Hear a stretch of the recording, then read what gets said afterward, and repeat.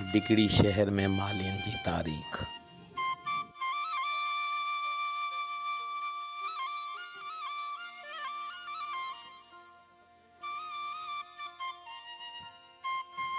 मुखी व रूमल डिगड़ी आयल शुरुआती मालियन में शुमार थिए थो।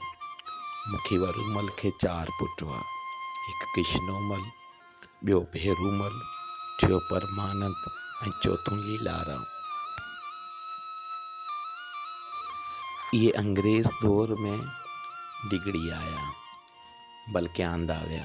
संदसि डिगड़ी अचण जो वक़्तु 1922 ईस्वीअ खां 1925 ईस्वीअ ताईं लेखियो वञे थो।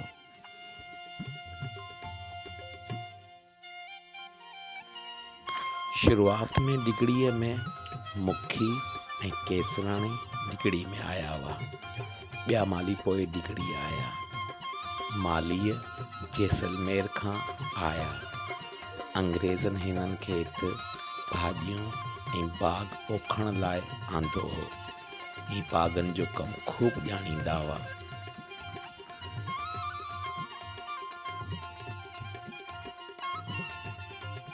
मुखी व रूमल ऐं संदसि पुटनि खे अंग्रेज़नि तरफ़ां डिगड़ीअ जी देह 178 लॻ डिगड़ी शहर में 22 एकड़ ज़मीन ॾिनी वई, जिते हिन पहिरीं भाॼियुनि ऐं पोइ बाग़ जी पोखी पुन कई।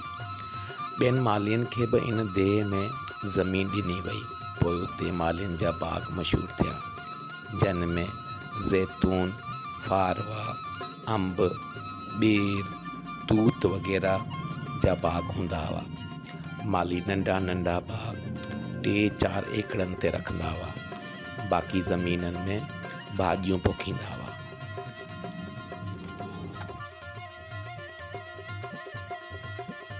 तंहिं वक़्त में मालियनि जूं औरतूं घरनि में बीड़ियूं ॿधंदियूं हुयूं। मतिलब त ये माली मेहनत कंदड़ हुआ। राजा राम माली नाज़मी निज़ाम में 2 दफ़ा काउंसलर रही चुको आहे।